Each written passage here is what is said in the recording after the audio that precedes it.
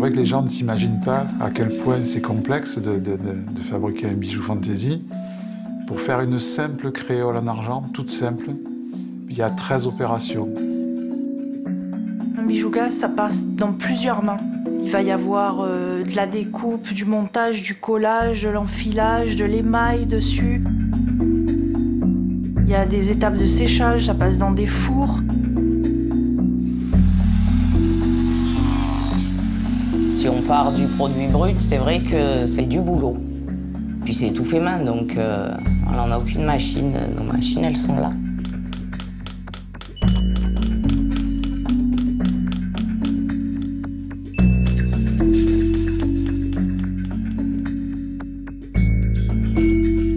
À côté de nos artisans, la Maison Gasse repose sur 3 personnalités, mon père, mon frère et moi. Nous sommes très complémentaires. Finalement, il y a 3 temps. Il y a le temps de l'intuition, qui est plus ma partie, la création, ce que je partage aussi avec mon père. Le temps de la réalisation, qui représente toute cette dimension de notre savoir-faire, de notre technique, qui est entre les mains de notre père, son expérience. Et enfin, le temps de la commercialisation et de la communication, où là, Olivier est essentiel.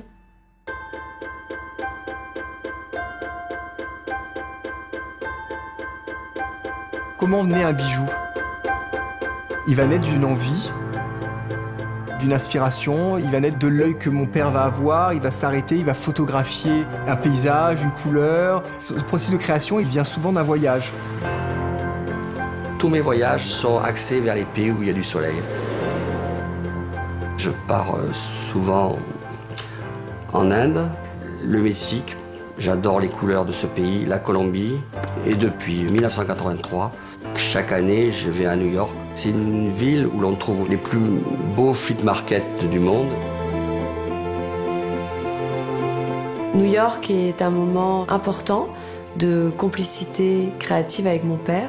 C'est un rendez-vous. Quand on revient de ce voyage new-yorkais, on a plein d'envies, plein d'idées et souvent c'est le point de départ de certaines collections.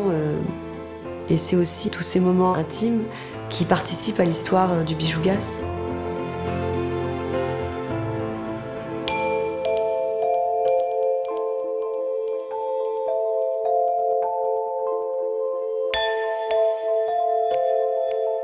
Pour pouvoir arriver à la finalité du bijou, il va falloir mettre en scène la matière. Cette matière qui nous entoure dans l'atelier, cette matière qu'on a su accumuler, qu'on a su stocker, qu'on a su enrichir depuis plus de 40 ans. La magie se fait au fur et à mesure des étapes. Une étape est indispensable à l'autre. Un démarrage en soudure ou un démarrage en polissage aboutit forcément à une complexité dans la finition du bijou. Sur un métal brut, on fait une soudure, on le polit, on l'émaille, on le strasse.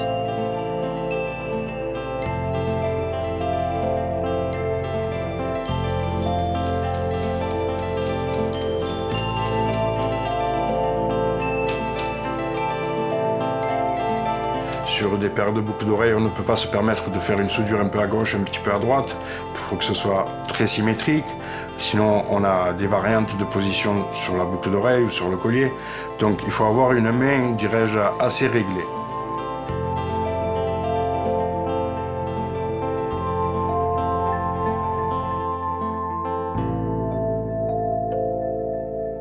Pour un tissage de perles, pour un collier, juste un plastron, j'ai dû mettre 4 heures.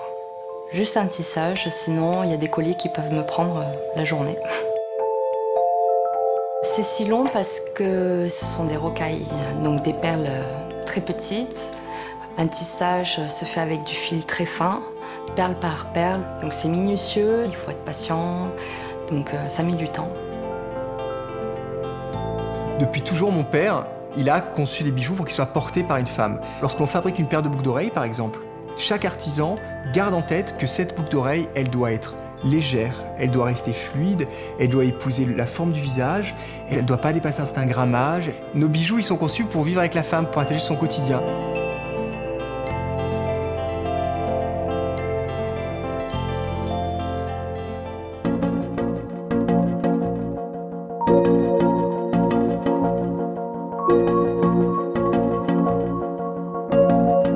Quand je suis rentré ici, il y a eu l'atmosphère artistique qui m'a piqué au ventre, quoi. Et 32 ans après, je suis encore là, quoi.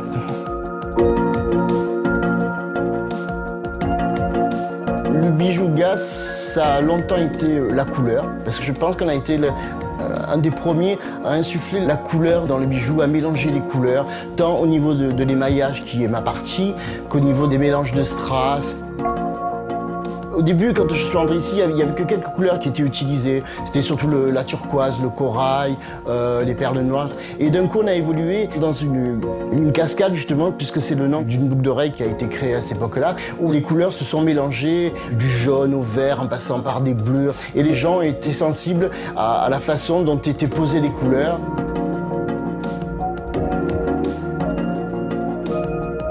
Je suis arrivée chez Gasse, j'étais en contrat de qualification, donc Jean-Yves m'a appris à travailler les mailles.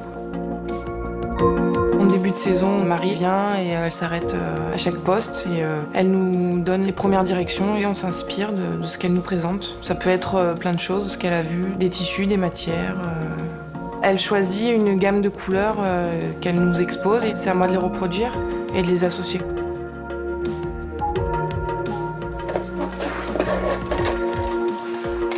Moi, je travaille avec du fil et j'utilise plusieurs couleurs. Je pense que ce qui fait qu'une fille va être attirée par un bracelet plutôt qu'un autre, c'est le rythme de la couleur. Dans les bijoux Gasse, il y a beaucoup de couleurs, beaucoup de formes qui rappellent un petit peu le panache de la ville de Marseille. C'est un mélange de plusieurs langues, un mélange de plusieurs pays, de couleurs. Toutes ces tendances sont dans les bijoux Gasse.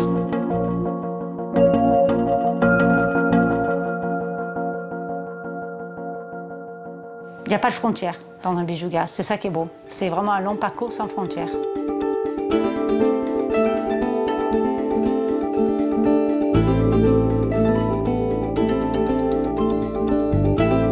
André, grâce à tous ses multiples voyages, nous ramène des belles pierres, des beaux estampés, du beau matériel.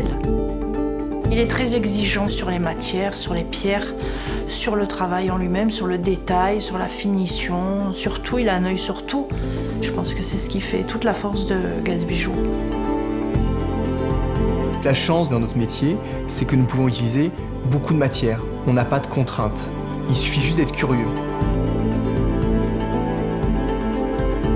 On va pouvoir travailler des pierres en verre, des strass, le laiton, l'étain, on va pouvoir travailler le cuir. Toute la force, c'est de pouvoir faire un mariage, harmoniser cet ensemble. Dans les dernières collections, nous avons introduit des matières plus nobles, comme des cuirs très précieux que l'on achète en Italie, du galucha, du serpent. Nous travaillons aussi beaucoup la plume. Ce sont des plumes que l'on va choisir, que l'on ensuite on va retravailler à l'atelier, elles vont être redessinées. Donc ce sont des matières qui sont plus nobles, que l'on n'a pas l'habitude de voir dans le bijou fantaisie. Ce qui définit nos créations, c'est la rareté. Il nous arrive de faire 10 paires de boucles d'oreilles. Et ensuite on change la couleur, on va changer le cabochon, on va changer les pierres. Au départ, nous c'est la matière, on va travailler une matière. Quand la matière est épuisée, on va passer à une autre création. C'est un processus de création qui est sans cesse renouvelé.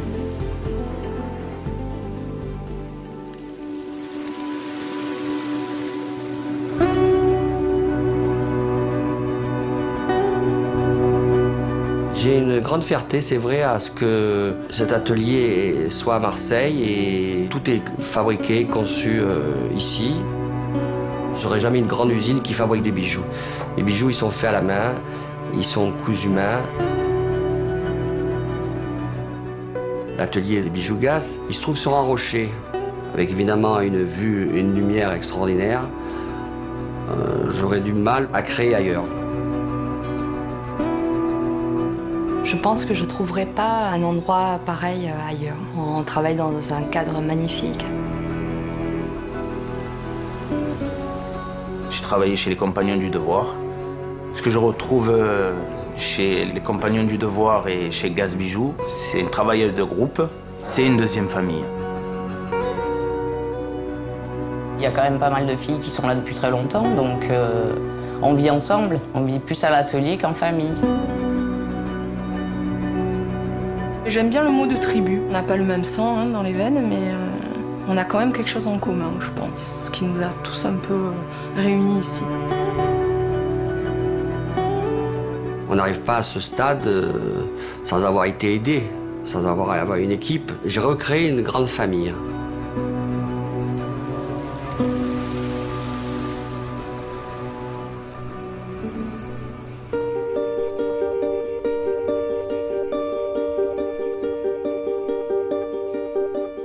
Olivier et moi avons grandi dans notre maison atelier. Il y a des artisans aujourd'hui qu'on a toujours connus et qui symbolisent aussi cette idée de transmission qui est inhérente à notre entreprise. Et c'est cette transmission, cet ADN très fort qu'on aimerait aussi pérenniser. Pour nous, notre luxe, c'est notre atelier, c'est ce savoir-faire, avec ces artisans qui nous entourent et qui entourent mon père depuis plus de 30 ans, 40 ans, 45 ans parfois. C'est sûrement pour ça que la Maison Gasse est différente. Cette richesse, cette envie créative, ce patrimoine, cette envie de surpasser, ce mouvement continu qui habite ma sœur, mon père et moi, l'ensemble de nos artisans, tous nos collaborateurs, depuis des années.